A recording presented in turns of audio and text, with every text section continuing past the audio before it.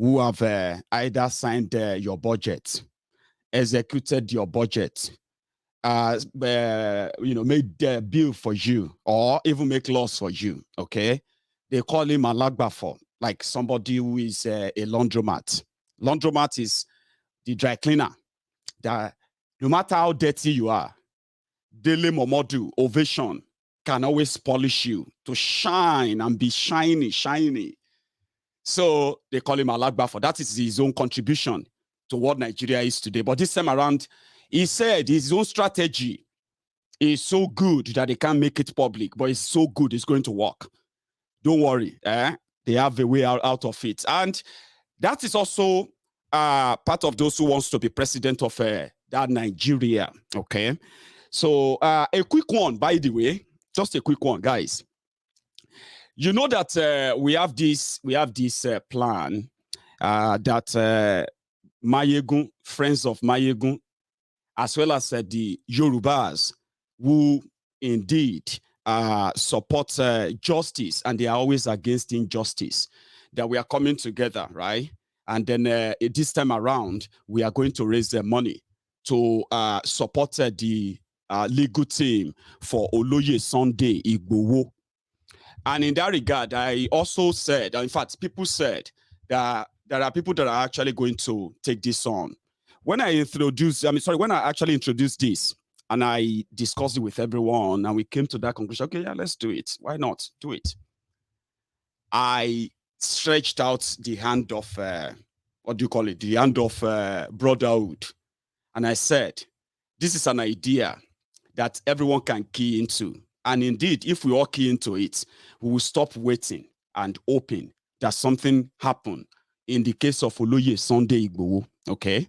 So, and that is us saying we are tired of just talking. We want to act. So I've just been told that Yeye Dara, she's somebody I actually respect a lot, right? They said Yeye Dara tonight was on YouTube and everywhere. And they actually all came out to say, oh, Mayegun want to raise money for Igboho's lawyers. And they all agreed that Mayegun is a scam. I just thought I should throw that out here. Sorry, it's not related to what we are doing now, okay? But the moment we are expecting that, but I wasn't expecting that from Yeye Dara. So if Yeye Dara and our friends, if they feel like the idea behind this is a scam, I think Yeye Dara, who personally, privately contacted me and invited me to a program some times ago, she could do the same and talk to me. That's why I said, I want you, if you have any question about this, throw your question at me, okay? Don't hide, don't beat about around the bush, all right? So if indeed Yeye Dara and her friends call our noble request a scam, at the appropriate time, I will respond to her and her likes and people like her and everyone, okay? And if this is completely a miscommunication, I just want you to know that somebody said it and I'm aware of it now and we will take it on from there, okay? So don't call me a scam. If you are bold enough, right? Give me a call. Pick up your phone and tell me to my face, all right? But if this idea has become something that some of them are now going to probably use to get a kind of conversation, something they can always talk about now, fine. But the effort is to help, okay? And indeed, it will always be voluntary. Nothing is being presented so far. Nothing is on the table so far. The idea is there, is currently coming together. And if you have any problem with it, come on, talk to me. Are you with me? So talk to me. So I respect Yeye Dara a lot, and I'm not going to kind of hide what I heard. And I believe, and I want to believe, if it is a miscommunication, of course, yeah. If the people on Yeye Dara or any other platform like that, right? Don't be gossiping, okay? Some more courage. Call me, all right? In fact, bring me to that your program. Let me come and talk to your friends, all right? If you don't know something, just ask question, okay? And I hope everybody will embrace this and respect themselves as well, all right? So let's continue. They all want to be they all want to be president of a wrecked country. So Nigeria is tilting. It's like people knows, okay? And when we say Nigeria is tilting, it's not just about the insecurity. Are you with me? It's not just about the insecurity. The insecurity is the bigger part of it, all right? But at the same time, what led to the state of this ruined, this state of insecurity in Nigeria that has spread all across everywhere? Yeah? There are many other factors that led to it. Corruption is one of them. Incompetency of those who are in government is one of them. Collusion, which is also corruption, of those who are supposed to defend the country is part of them. Then the corruption of economic sabotage, which has created, right, multiple front of a poverty. And in an environment of a poverty, right, crime is expected to skyrocket. Do you understand? People will need to survive. They have no job, they have no money, but they will need to survive. What do you expect? They will resort to crime. And that is why we got to this stage where we are. So, economic saboteurs, few days ago, in fact, before I even go to that, let me show you the other part of Dele, because Dele actually didn't just meet the governor. Uncle Dele Momodu also met with the people from his state in Edo. Sorry, I nearly missed that. Chief Dele Momodu, who arrived Iheve amidst jubilation, was received by the members of his age group, who immediately initiated him to be part of them, as demanded by the tradition of the community. I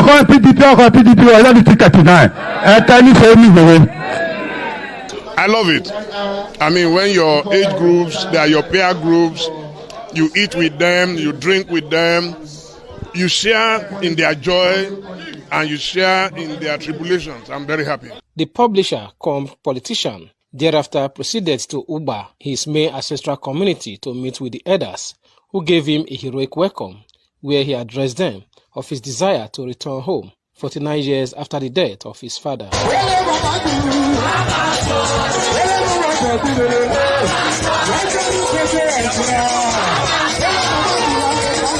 Chief Momodu was also received at his father's house by his cousins, who arranged reception in his honor as he had a brief meeting with his family. My father died on June 14, 1973. I was 13 years old. I was only 13. I was not brought home because at that time there was the superstition that if you go home, they will kill you. So after my father died, I told my mother, who is a Yoruba woman, I said I want to go to my village. She was afraid, but I called Uncle Lisa then, and I came. I told my mother, I said, if they kill me, they brought me to the wall, they are free to take me away. It takes courage, 2004, it takes courage to do that, but I was ready to see my people. But today is the former location for me to be welcomed back into this kingdom. Dele Momodu happens to be my second cousin, and I've been trying to bring him to the village since 2004. He has come home to seek the mandate of our people for him to rescue Nigeria. And you can see from all the unique ceremonies that have been going on today, in all the 5 locations we have been, that he has been sent forth by the whole community, traditional rulers, men and women, leaders, to go conquer Nigeria. At the palace of the Uko of Iheve, to go and conquer Nigeria. It's all about power, conquer, and the rest of that. No wahala. Some of you who don't know that Uncle Dele Muhammad, I want to say Dele Muhammad, Dele Momodu, if you don't know that he is so serious about his presidential ambition, now you do know. Direct Nigeria, okay? And a quick one, I'm so sorry that I keep, this, because I believe that whatever I say, right, is so important. Even if people pretend that they don't care, whatever I say, actually is very, very, very important. So I have to be kind of guided when I say them. So the statement I made about Yeye Dara there is that yes, I was told that, she had a conversation around that today, and the people are like, it's a scam or not scam. She's somebody I respect a lot. Like I respect so many other people. I don't engage in all this kind of, social media fight. I don't do that. All right. So that's why I said that if you have any question for me, okay, if something is not clear, right, even if it's your friends who are probably not so clear, if you can reach out, of course, I can always come around and, give some explanation. That is if you indeed are interested in making something happen. The purpose of our intervention is to make sure that we stop just talking. All of us can talk. I can talk here from January to December. Okay? I can say everything. I can bring all ideas. If none of this is put to action, right, we can continue to talk. So I'm not trying to, I'm actually going to ask you not to see this as a kind of a fisticuff of a thing, okay? It's not my thing. So my friends don't fight people, all right? But don't try to fight Mayegu. Don't even try to cook up anything about Mayegu. I've got a lot of people out there that will take it personal. And of course, it will be like, oh, see them, they are defending him. They have a reason to defend me. If you have any question, right, talk to me. If you probably feel like not just you should hear it, if I have the time, I will always come around and talk to your friends too, all right?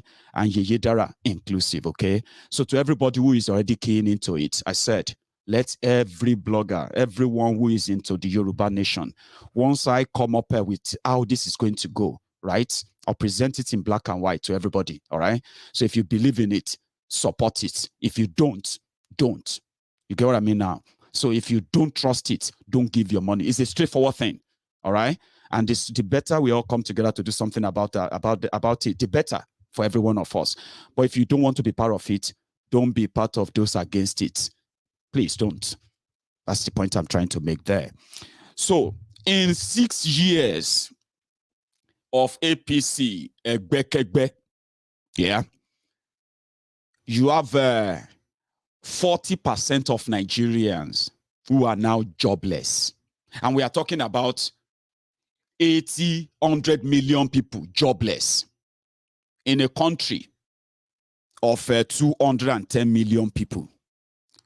Few days ago, what am I even saying? Should I just say just 48 hours ago? Let's say 2 days ago, you all woke up to this artificial fuel scarcity. Then, few hours after that, you all started hearing the reports that adulterated fuel have been sold to people. And in fact, they have been circulated all over the country. From their own record, they said over 50 million liters of Nigeria petrol, because I call it Nigeria petrol. Nigerian fuel, right? Imported, by the way. It's contaminated. I don't know how many thousands of cars or vehicles who have taken in this content. But let's start from from the genesis, so that all these things don't kind of have to surprise you. The more reason why they said, listen, if they actually care about Nigeria, they will not be asking for elections. They will be asking currently for a total renegotiation of the current Nigeria before you go into anything called election. Nigeria is oil producing country. That was the time that Nigeria is the highest oil producer from the entire Africa before Angola. I don't know if Nigeria is still the highest today or second, but Nigeria produces over 2 million barrels a day. And Nigeria doesn't refine 1% of our own crude because of corruption of the criminals in charge of government in Nigeria. Now, let's break it down. It is not that Nigeria cannot construct a refinery that will work.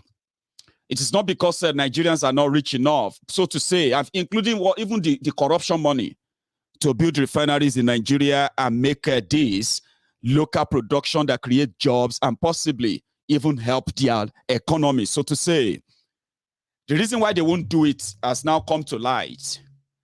NNPC, the Nigeria oil giant, that is actually oil, what do you call it, a big cripple, that is a burden. The people in NNPC who have been running this racket from the 80s, the racket of controlling the oil market in Nigeria, the supply, production, supply, and the rest of that.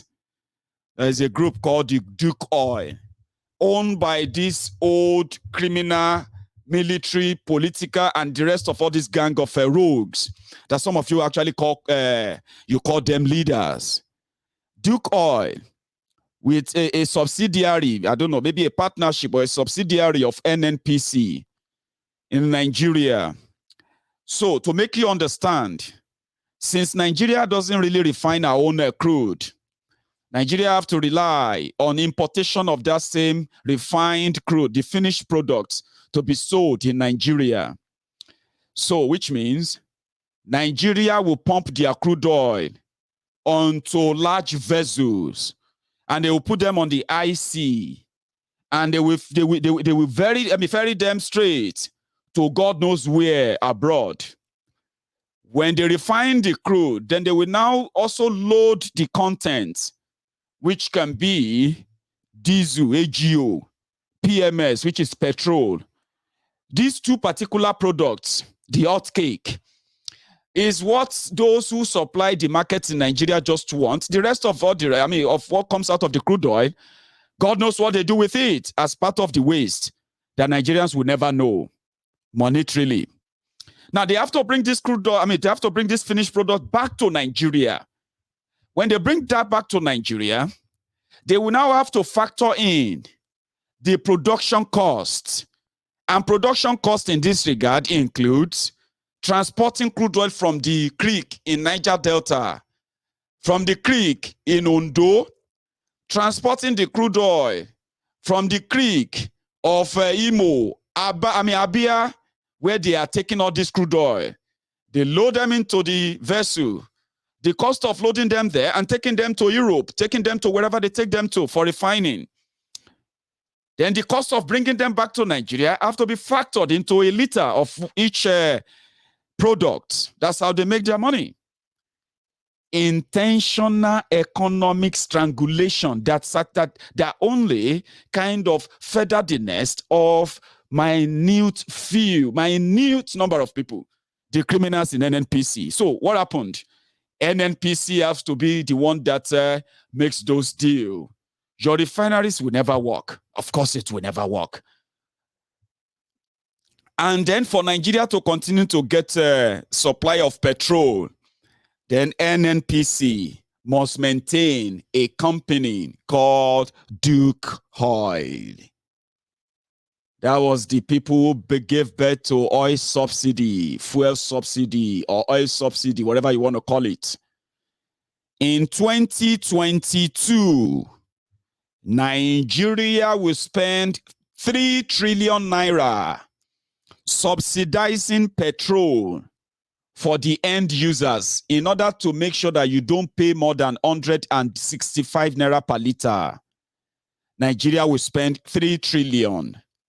This 3 trillion naira is even more than 16 years of PDP when they were also paying for subsidy. 3 trillion naira in a single year. That money goes to the criminals in NNPC that controls Duke Oil. Duke Oil is the only company that is allowed to import petroleum products into Nigeria. But do you want me to shock you? Duke Oil is not registered as a company in Nigeria, and they have been operating since 1989. From the days of Babangida, they were just eating there. And this is why whenever you see every president who knows about these run-ins very well, they will always want to appoint themselves as the petroleum minister. Obasanjo did it in his own time. Yaradua did it in his own time. It was only Goodluck Egbere Jolantan that appointed Diezani. Now, you see how they went for Diezani? She stole $90 billion. The reason why they could throw that figure around was because for 5 years, Diezani knows about the operation of the Duke oil. She knew about the operation. She was, in fact, approving and paying subsidy money to these faceless people. They don't need to really bring fuel. It is a racket, and it should never see the light of the day. So 2 days ago, the rest of you woke up to this artificial fuel scarcity. In the past, whenever any government feels like the money we are giving to these people is too much, we don't want to pay it, that is when you will start seeing artificial fuel scarcity in Nigeria. And then you start your riot, you start your wahala. Then suddenly there is fuel again after they have increased the price. This is the cabal, and it is domiciled in NNPC. Now listen to this. Oh, do you know that since the establishment of NNPC, that has been managing the oil in Nigeria for God knows since when? Oh, yeah, they have never declared a single profit since inception. And guess what? They are the only national oil company in the whole world that is running at loss because it is deliberate, right? It is also known that when they brought this, God knows why they did it. Remember, they said they were going to remove subsidy, right?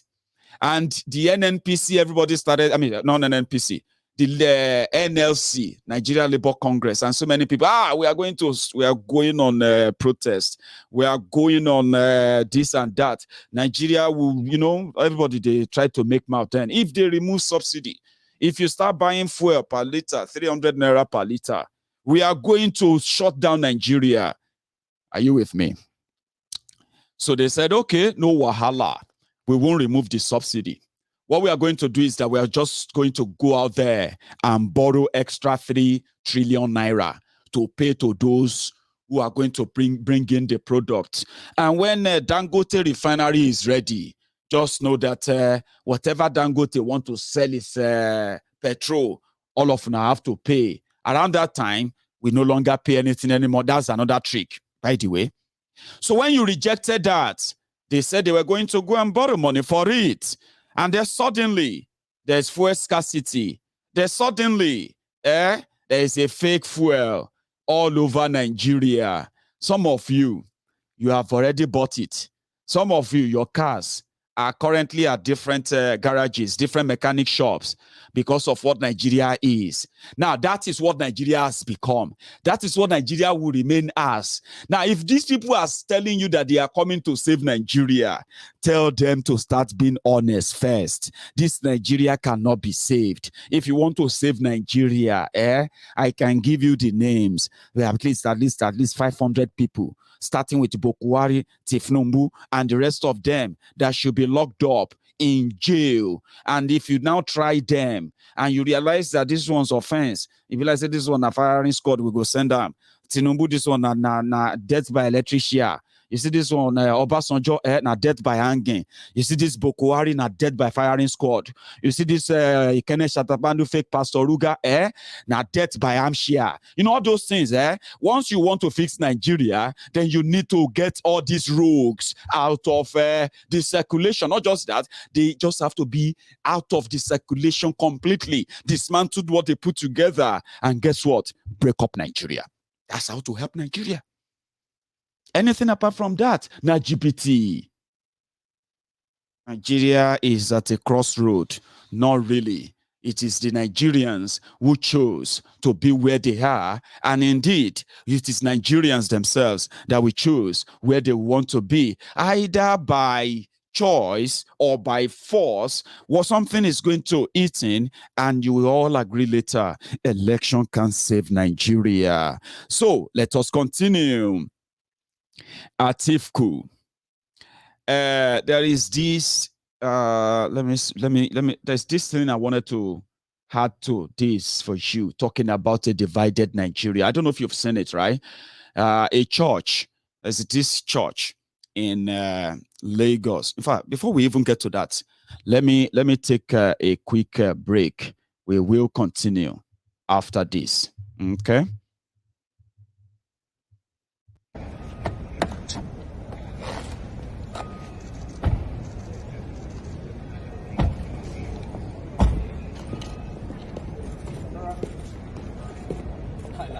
Good to meet you. It's brilliant. You're my first overseas visitor. So fantastic.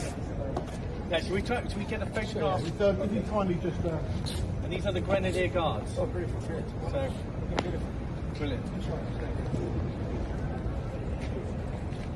How do you want it to be? If I could just bring you off the front step, please, sir. Thank you very much.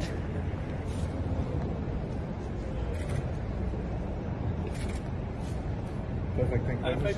Shaking hands? Yep. That better? Just do a nice close one as well. Excellent. And you've got a big crowd as well. Wonderful. They're wondering what on earth is going on. Brilliant. Well,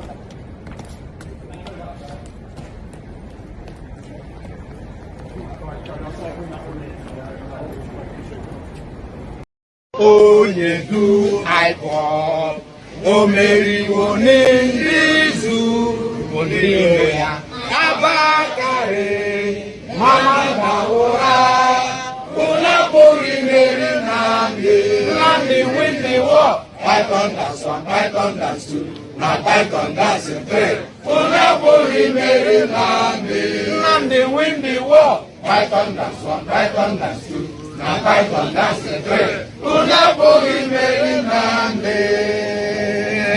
Nnamdi bụ onye du aịkpọ o meriwo n'izu mbiro ya abakarị mama ndawụra ụlọ pụrụ imeri Nnamdi win the war.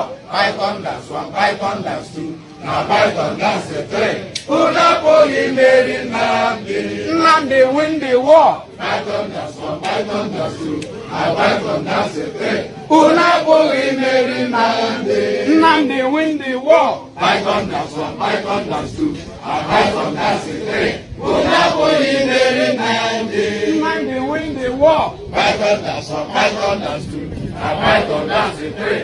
Ụlọ pụrụ imeri Nnamdi win the war. Python that's one, Python that's two, na Python that's